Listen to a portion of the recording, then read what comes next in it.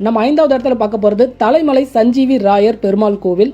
இந்த மலையோட உயரம் பார்த்தீங்கன்னா 3700 அடி. இந்த மலைக்கு மேலே நம்ம ஏறத்துக்கு 2லேருந்து 2.5 மணி நேரம் ஆகும்.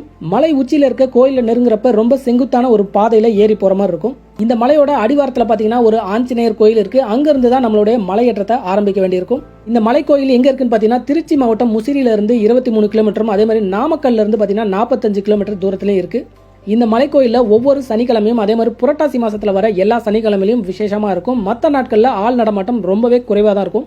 இந்த மலை உச்சியில் பார்த்தீங்கன்னா ஆபத்தான முறையில் கிரிவலம் வர ஒரு முறை இருந்தது. அதை இப்போ தடை பண்ணிட்டாங்க. ஏன்னு பார்த்தீங்கன்னா ஒரு 2 வருஷத்துக்கு முன்னாடி இந்த மலை மேலே இருக்க கோயிலை சுற்றி வரேன்னு சொல்லிட்டு ஒருத்தர் மேலேருந்து விழுந்து இறந்துட்டாரு. இந்த செய்தி நியூஸ்லலாம் பயங்கரமாக பரவுச்சு. அது எல்லாருக்குமே ஞாபகம் இருக்கும்னு நினைக்கிறேன். அந்த மலை தான் இது. கடினமான மலை ஏறணும் அப்படின்னு நினைக்கிறவங்களுக்கு இது சூப்பரான இடம். இந்த இடத்துக்கு நீங்கள் போகிறதா இருந்தால் குடிநீர், உணவு இதெல்லாம் கையோடு எடுத்துகிட்டு போங்க. இங்கே எதுவுமே கிடைக்காது. 4வது இடத்துல நம்ம பார்க்க போகிறது திருவண்ணாமலை மாவட்டத்தில் இருக்க பர்வதமலை. தமிழ்நாட்டில் த்ரில்லிங்கான மலையேற்றத்துக்கு ரொம்பவே பிரபலமான ஒரு மலை இது. பர்வதமலையோட உயரம் பார்த்தீங்கன்னா 4000 அடி உயரம். இந்த மலைக்கு ஏறத்துக்கு 2லேருந்து 3 மணி நேரம் ஆகலாம். பர்வதமலை பார்த்தீங்கன்னா திருவண்ணாமலையிலேருந்து 35 கிலோமீட்டர், அதே மாதிரி போலூர்லேருந்து பார்த்தீங்கன்னா 22 கிலோமீட்டர் தூரத்தில் இருக்குது. அமாவாசை பௌர்ணமிலாம் பார்த்தீங்கன்னா இங்கே நிறைய பக்தர்கள் மலை ஏறுவாங்க. ரொம்பவே ஆபத்தான ஒரு மலையேற்றமாக இருந்தாலும் ஆண்கள், பெண்கள் அப்படின்னு எல்லாருமே மலை ஏறுறதை இங்கே நம்ம பார்க்க முடியும்.